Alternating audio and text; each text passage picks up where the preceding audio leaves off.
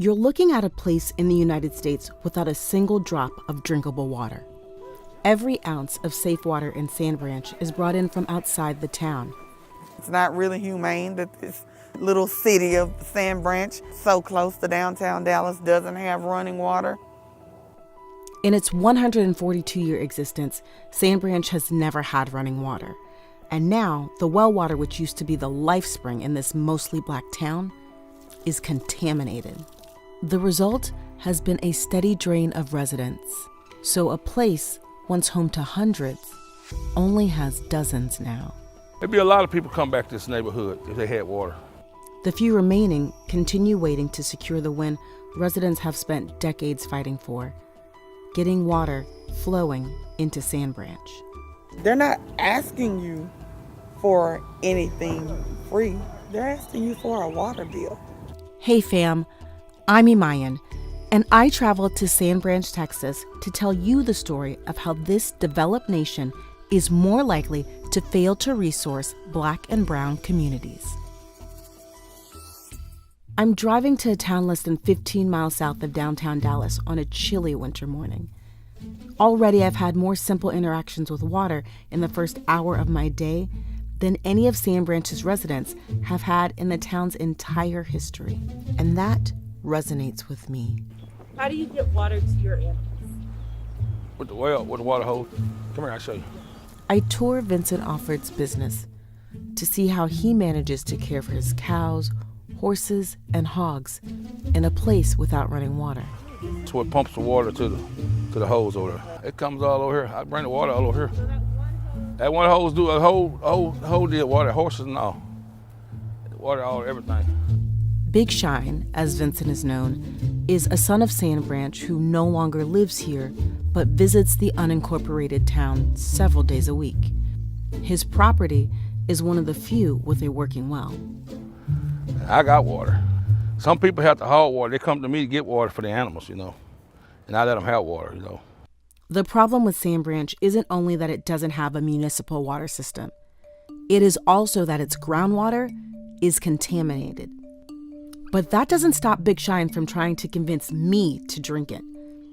After all, he tells me, I've been drinking this water for years, and there ain't nothing wrong with drinking it. Taste it. Come on now, you can taste it. Come on, hey, we won't do this. If I do it, you can do it. Come on, come on. It's not going to kill you. No, that water is contaminated. This water's not, if it's contaminated, I'll be dead right now. In a town with no stoplights, no trash, no sewage, this is how drinking water flows its way into Sand Branch. Because this going in here. It's a carefully coordinated cycle happening every Saturday morning in the parking lot of the town's only church. 5 boxes, 5 water. Concheska Howard Jones grew up here and loves this place so much, she visits it every weekend. Her grandfather pastored the church for 28 years. It's pitiful to be so close to the heart of Dallas, like downtown Dallas, and not have running water.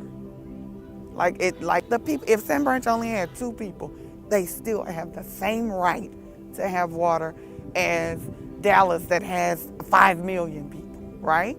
So their lives don't matter because it's only 2 of them. Their rights don't matter because it's only 2 of them. Chess, as she's known, is attacking a critique detractors have leveled at Sand Branch. Bringing water here is too costly to service such a small pool of people. The Texas Water Development Board approved $450,000 for the town's water and wastewater projects in August 2020. But the money is a trickle of what the town needs to fully fund running water and sewage. The total price tag is $6.5 million. And even Dallas County Commissioner John Wiley Price, who has represented the area for 36 years, has said, "I was never convinced that you could make it work." Price declined our request for an interview. Sand Branch is the underdog, just waiting on that one person to believe in them and do what it takes to help them really get the water, like not grab the ball and then drop it. As Chess and I walk down her narrow childhood street, which used to be dotted with relatives' homes, Almost brings me to tears a little bit because it's so different from what I remember. Like you see these driveways, these were houses. Families lived there. she shows me what lack of water has cost Sand Branch. There has been fires and people's homes burned down because there's no water. Yeah, my aunt's home burned down. The little neighborhood store lady, Miss Burton, she had a little corner store down there on the corner of Beltline and Wilma Cleburne. Her house burned. My auntie's house was a complete loss, total loss. Living in a waterless town means living in a place without fire hydrants. The satellite dish is all that's left of Chess's aunt's home. It sits on one of several empty lots where homes used to be. The houses may be gone, but Chess's fond memories remain. Oh, that's the big tree. You see why we call it that? Yes, it's very big. Oh, I've been all up in that tree. What she says she never realized while streaming through the trails of Sand Branch as a kid was how much the lack of running water impacted her life. When I was a girl, sand was in the water. So you turn the water on, it will come out, sand was in it. So for eating and anything like that, we didn't use that water. You never had running water, city water, you don't know you don't have it. But after growing up and realizing what it is now, I understand that it's a negative thing and it's not really humane. This is why Chess leaves her Dallas home early every Saturday morning to head to Sand Branch and distribute food and water. Baby, I'm a rock with you if you rock with me. That part, that's what we're trying to do. It's a ritual for her to help the people in this impoverished community she calls family. In fact, she still has biological family members living here. The case of Sand Branch is even more curious when you know every town bordering it has running water. And there's even a wastewater plant on its perimeter. Sand Branch, which has spent 40 years with contaminated groundwater, sits in the Trinity River Basin. It's because the town is so close to the river that many have argued against supplying it with water. They say it doesn't make sense to put expensive water infrastructure in a flood zone. Look at that. Ain't that something? Floodplain area. Really? How often has it flooded here? Never. But then that's the sign. That didn't used to be there. She's right. Sand Branch has never flooded. And even if it had, Chess doesn't believe it's a reason to deny the town running water. What does that have to do with anything? Guess how many times Houston has flooded? This is Houston in the aftermath of Hurricane Harvey in the summer of 2017. Tremendous rainfall caused devastating flooding all over the city.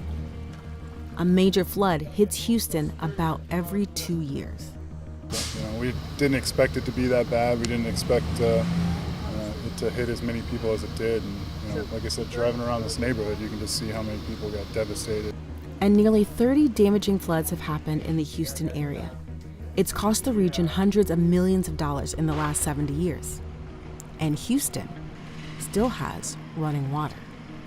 I traveled every street in Sand Branch, past every home multiple times, and no one, not one resident in this tight-knit yet closed community was willing to talk to me on camera about their plight.